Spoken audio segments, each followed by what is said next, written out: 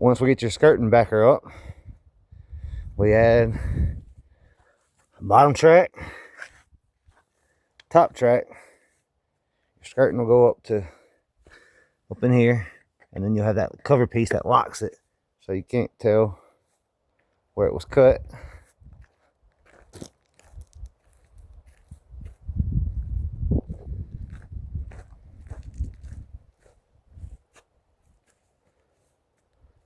A lot of people will cut their skirting underneath this, but what you do, you make a slit in it up above this, because your skirting's gonna go through there, and you run your skirting through there, and you're still gonna have this completely whole to cover it.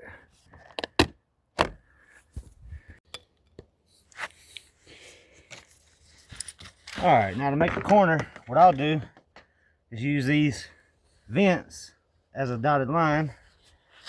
Just bend straight down the vents.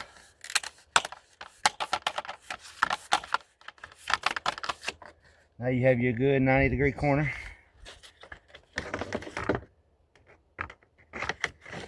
Stick it in here, what you cut earlier. A lot of people will cut the skirting down lower in this spot so it'll fit. You just do it like that, stick it behind there.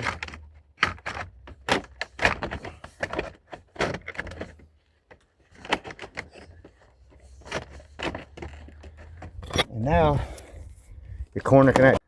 Now you'll have it like this, and it's gonna come out to it just like that. Got it behind there.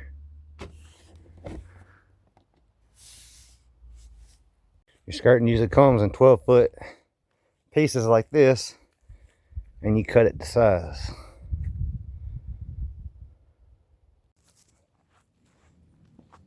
Then what I do, I find my marking, so it's 31 inches.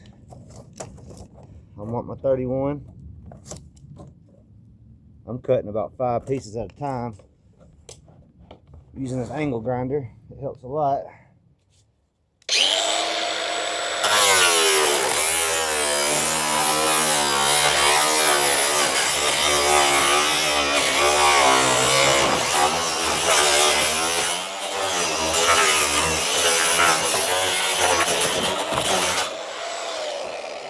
And you got your several pieces at once. Now that you got your several pieces cut, you can just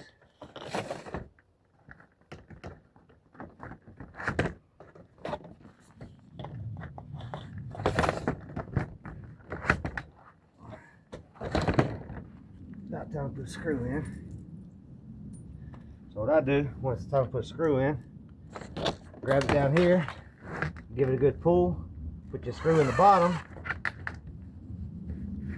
then you put your screw in the top.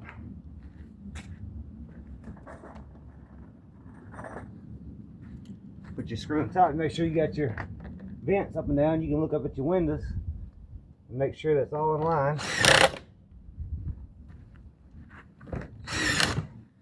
Just like that.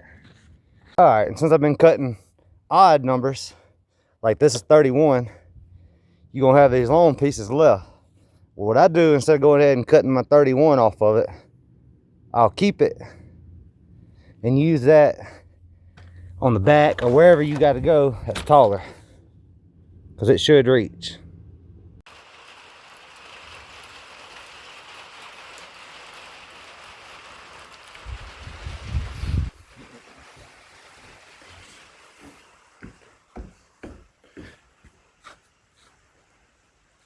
Of course, when you're doing something, it's gonna start raining.